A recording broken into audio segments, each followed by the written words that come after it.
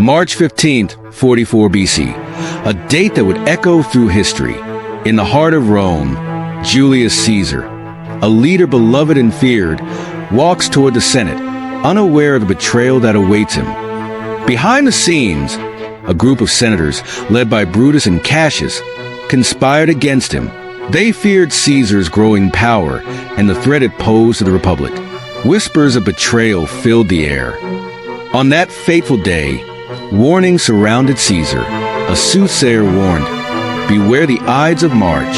But Caesar, confident and resolute, brushed off the omen. The stage was set for a dramatic confrontation. As Caesar entered the Senate, the tension was palpable. Senators gathered, cloaked in the shadows of treachery, ready to enact their deadly plot. Brutus, his trusted friend, stood among them, torn between loyalty and duty. Suddenly, the conspirators struck. They surrounded Caesar, plunging their daggers into him. With each stab, the cries of betrayal echoed in the chamber. Caesar's last words were directed at Brutus. "Et tu, Brute, and you, Brutus?" The assassination of Julius Caesar sent shockwaves throughout Rome. What began as an act of betrayal sparked chaos, civil war, and the eventual rise of the Roman Empire. The Republic would never be the same. In October 1962, the world stood on the brink of nuclear war as the U.S. discovered Soviet missiles in Cuba. President John F. Kennedy addressed the nation, revealing the missile threat just 90 miles from U.S. shores. U.S. spy planes captured images of Soviet missile sites under construction, escalating tensions between the two superpowers. Behind the scenes, President Kennedy and Soviet Premier Khrushchev engaged in intense negotiations. With the fate of the world hanging in the balance, the U.S. Navy formed a blockade around Cuba, preventing further Soviet shipments from reaching the island. In the final moments, Soviet ships turned back, avoiding a catastrophic nuclear showdown. A peaceful resolution was reached, with the Soviets agreeing to remove their missiles and the U.S. pledging not to invade Cuba. The Cuban Missile Crisis remains a powerful reminder of how close we came to the edge and the importance of diplomacy in preventing global catastrophe. In 1215, a monumental event unfolded at Runnymede, England. King John faced rebellion from his barons, who demanded limits to his absolute power. Their grievances led to the signing of the Magna Carta, or Great Charter, a revolutionary document that would change history. For the first time, the Magna Carta established the principle that no one, not even the king, is above the law.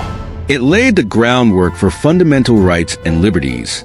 This charter inspired democratic ideals across the globe, influencing future legal systems and promoting individual freedoms. The Magna Carta's legacy lives on, reminding us of the ongoing struggle for justice and equality.